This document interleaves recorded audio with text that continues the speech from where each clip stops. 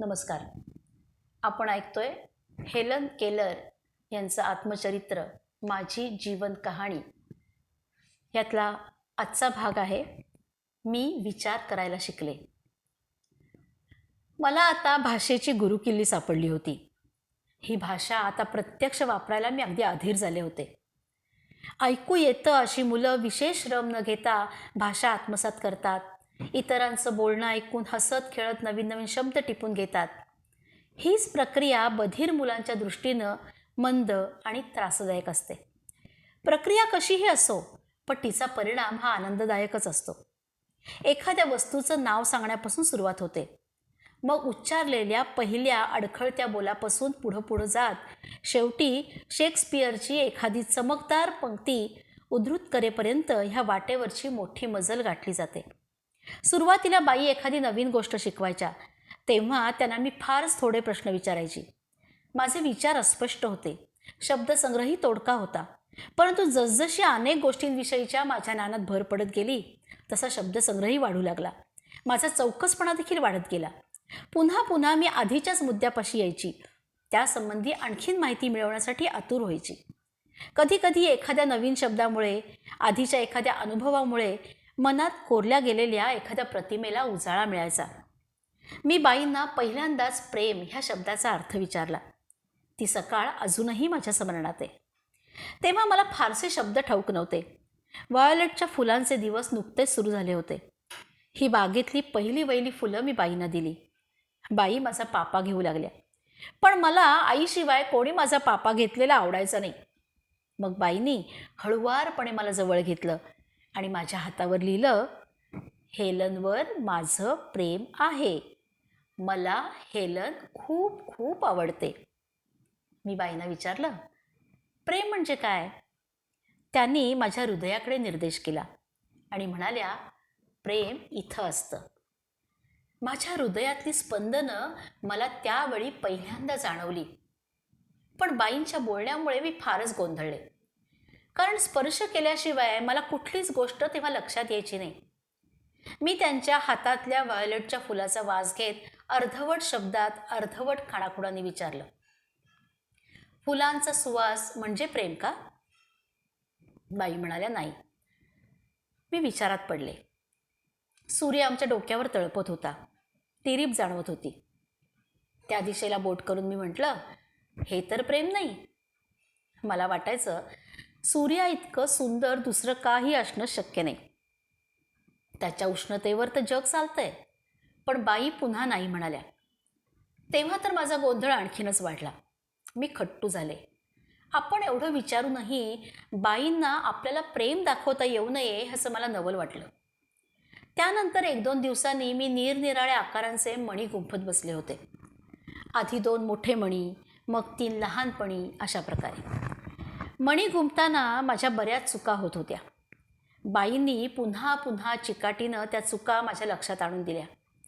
मण्यांची अशी रचना करताना माझी एक अगदी ढोबळ चूक माझ्या लक्षात आली. क्षणभरच मी मन एकाग्र करून त्या मण्यांची रचना कशा प्रकारे करायला पाहिजे याचा विचार करू लागले. त्याचवेळी बाईंनी माझ्या कपाळाला स्पर्श केला आणि त्यांना ठामपणे सांगायचं असल्यासारखं लिहिलं, विचार कर. क्षणात मला कळून चुकलं, आपल्या डोक्यात जी काही आत्ता प्रक्रिया चालली आहे तिचंच हे नाव.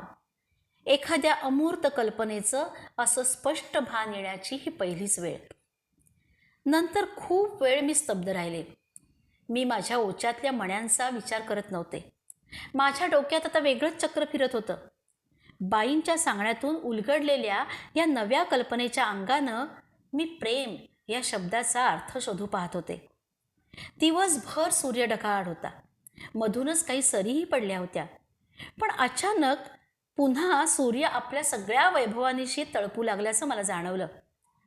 पुन्हा मी बाईंना तिकडे इशारा करत म्हटलं, हे तर प्रेम नाही. प्रेम सूर्य झाकून टाकणाऱ्या त्या पावसाळी ढगांसारखं असतं, बाई म्हणाल्या. मग आणखीन स्पष्टीकरण केल्यासारखं त्यांनी सांगितलं, ढगांना स्पर्श करता येत नाही, पण पाऊस आपल्याला जाणवतो. पाऊस पडल्यावर फुलं कशी आनंदित होतात. दिवसभर तापलेली जमीन अगदी शांत होते. ते आपल्याला जाणवतं. तसंच प्रेमाचंही असतं. प्रेमाला स्पर्श करता येत नाही, पण प्रेमामुळे सारं काही मोहक गंधित होतं. प्रेम नसतं तर ना तुला कधी कशाचा आनंद झाला असता, ना कधी खेळावंसं वाटलं असतं. त्या क्षणी एक सुंदर सत्य माझ्या मनाला भिडलं. वाटलं माझं हृदय इतरांच्या हृदयाशी कुठल्याशा अदृश्य धाग्यानं जोडलं जातंय. तर माझ्या शिक्षणाच्या सुरुवातीपासूनच कुठल्याही सर्वसाधारण ऐकू येत असलेल्या मुलांशी बोलावं तशा बाई माझ्याशी बोलायच्या. फरक इतकाच की त्या माझ्या हातावर बोटांनी वाक्य लिहून माझ्याशी बोलायच्या. मी माझे विचार व्यक्त करत असताना आवश्यक असलेले काही शब्द, काही वाक्प्रचार मला माहिती नसले तर बाई मला सांगायच्या. माझ्या पद्धतीनं संभाषण चालू असताना मला बोलायला सुचलं नाही तर तो संवाद बाईच पुरवायच्या. पुढं कितीतरी वर्ष मी याच पद्धतीने शिकत राहिले. कारण दैनंदिन व्यवहारात वापरले जाणारे असंख्य शब्दप्रयोग आणि भावछटा शिकायला बधीर मुलांना खूप वेळ लागतो. वेळ लागतो म्हणजे एखाद दुसरा महिनाच काय, तर 2-3 वर्षसुद्धा अपुरी पडतात. ऐकू येणारी मुलं भाषेची अंग सततची पुनरावृत्ती आणि अनुकरणातनं शिकतात. घरात कानावर पडणाऱ्या संभाषणातून मुलांच्या मनाला चालना मिळते. विषय सुचतात, ती आपले विचार उत्स्फूर्तपणे मांडतात. कल्पनांचं हे नैसर्गिक आदानप्रदान निसर्गानं जणू बधीर मुलांना नाकारलेलं असतं. हेच माझ्या बाईंनी ओळखून मला जे प्रोत्साहन मिळत नव्हतं ते देण्याचा निर्धार केला. त्यांच्या जे कानावर पडेल त्या संभाषणातला शब्दनिशब्द त्या मला पुन्हा पुन्हा सांगत, मग मला संभाषणात भाग घ्यायला शिकवत. मात्र अशा संभाषणात पुढाकार घ्यायला मला बराच वेळ लागला आणि योग्य वेळी योग्य तसं बोलायला त्याहूनही जास्त. अंध आणि बधिरांना संभाषण सुख सहजपणे मिळत नाही. मग अंधत्व आणि बहिरत्व असं दुहेरी अपंगत्व असलेल्यांना असं संभाषण साधणं किती कठीण जात असेल याची कल्पनाच केलेली बरी. त्यांना आवाजातले चढ उतार ओळखता येत नाहीत. शब्दांमधल्या खाचाखोचा कळत नाहीत. सतत कुणाची तरी मदत लागते. समोरून बोलणाऱ्याचा चेहरा त्यांना दिसत नाही आणि खरं तर बऱ्याचदा एखाद्याला काय म्हणायचं आहे ते त्याच्या चेहऱ्यावरून लक्षात येतं.